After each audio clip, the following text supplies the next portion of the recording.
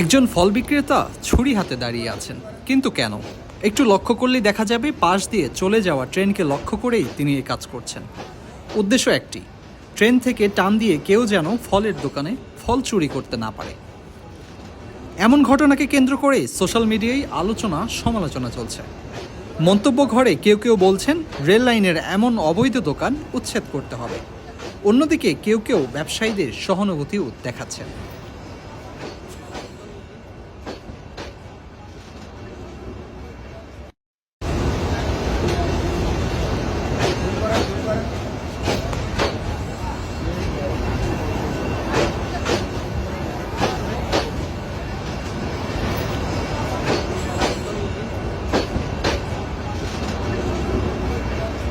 দর্শক, আপনারা দেখছেন দীপ্ত সংবাদ। সবার আগে বস্তুনিষ্ঠ সংবাদ পেতে আমাদের সাথে যুক্ত হতে পারেন ডিজিটাল প্ল্যাটফর্মে।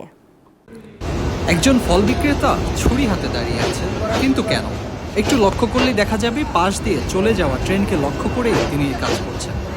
উদ্দেশ্য একটি, ট্রেন থেকে টান দিয়ে কেউ যেন ফলের দোকানে ফল চুরি করতে না পারে। এমন ঘটনাকে কেন্দ্র করে সোশ্যাল মিডিয়ায় আলোচনা সমালোচনা চলছে। মন্তব্য ঘরে কেউ কেউ বলছেন রেল লাইনের এমন অবৈধ দোকান উচ্ছেদ করতে হবে। অন্যদিকে কেউ কেউ ব্যবসায়ীদের সহানুভূতিও দেখাচ্ছে।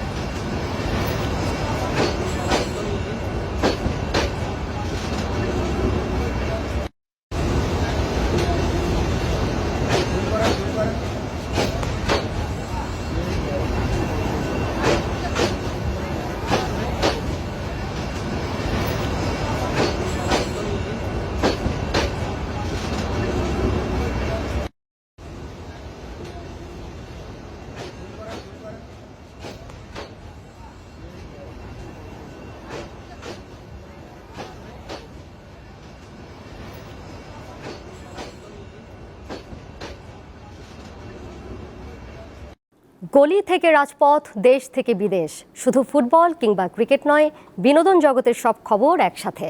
চোখ রাখুন দীপ্ত ডিজিটাল প্ল্যাটফর্মে।